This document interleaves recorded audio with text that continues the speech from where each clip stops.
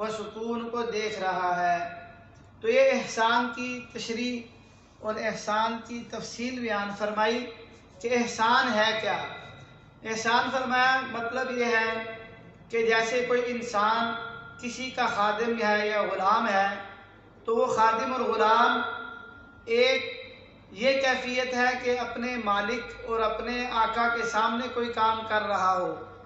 تو جب اس کا مالک اور اس کا آقا اس کے سامنے ہوگا تو وہ غلام اور نوکر اس کام کو بڑے سلیقے سے، بڑے طریقے سے اور اچھے انداز میں اس کو کرتا ہے کہ میرا مالک میرے سامنے ہے اور مالک مجھے دیکھ رہا ہے، تو وہ اس کو بخوبی بہت احسن انداز میں اس کام کو پورا کرتا ہے۔ اور فرمایا اسی اگر نوکر اور غلام کے سامنے اس کا مالک موجود نہ ہو تو پھر وہ اس دھیان کے ساتھ، اس توجہ اور اس احسن انداز میں اس کام کو نہیں کرے گا جس انداز میں اس کی موجودگی میں کر رہا تھا۔ تو اللہ کے نبی کریم صلی اللہ علیہ وسلم نے فرمایا کہ ان تعبد اللہ کانک تراہ، احسان یہ ہے کہ تم اللہ کی عبادت اس طرح کرو کہ گویا کہ تم اس کو دیکھ رہے ہو۔ فَإِن لَمْ تَكُنْ تَرَاهُ فَإِنَّهُ يَرَاكَ، اگرچہ تم اس کو نہیں دیکھ رہے لیکن اللہ پاک تمہیں دیکھ رہے ہیں۔ اس انداز میں اللہ کی بندگی اور عبادت کرنا کہ یہ احسان ہے کہ جب یہ تصور انسان کو حاصل ہو جائے گا کہ اللہ میرے سامنے ہے، تو پھر انسان اللہ کے ہر حکم کو بخوبی احسن انداز میں بڑے اچھے طریقے سے اس حکم کو پورا کرے گا۔ لیکن جب اس کے ذہن میں یہ تصور ہی نہیں ہوگا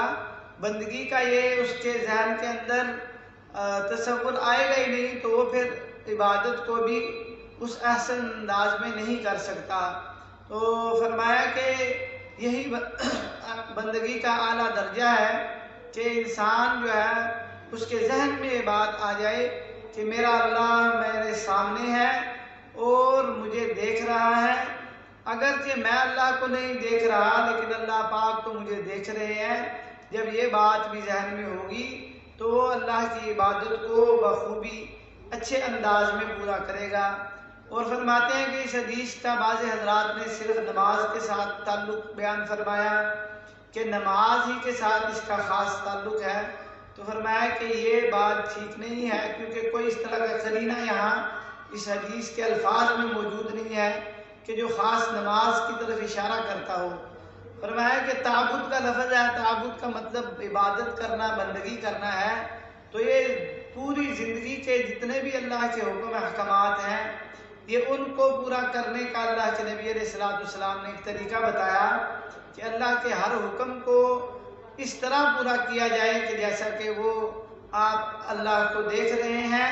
یا پھر اللہ جل جلالہ آپ کے سامنے ہے اور آپ اگرچہ اللہ کو نہیں دیکھ رہے لیکن اللہ آپ کو دیکھ رہے ہیں۔ تو یہ صرف نماز کے ساتھ اس کا تعلق نہیں ہے، بلکہ اپنی زندگی کے اندر عبادت کے منسلک جتنے بھی احکامات ہیں ان کو پورا کرنے کا یہ اللہ کے حبیب علیہ السلام نے ایک انداز بیان فرمایا ہے۔ تو اللہ جل جلالہ ہم سب کو بھی درجہ احسان والی وہ کیفیت عطا فرما دے کہ جس میں انسان اللہ کی بندگی کو بخوبی اور احسن انداز میں کرتا ہے اور اس کو وہ دھیان نصیب ہو جاتا ہے کہ اب میں اللہ کی ذات مجھے دیکھ رہی ہے یا میں اللہ کی ذات کو دیکھ رہا ہوں۔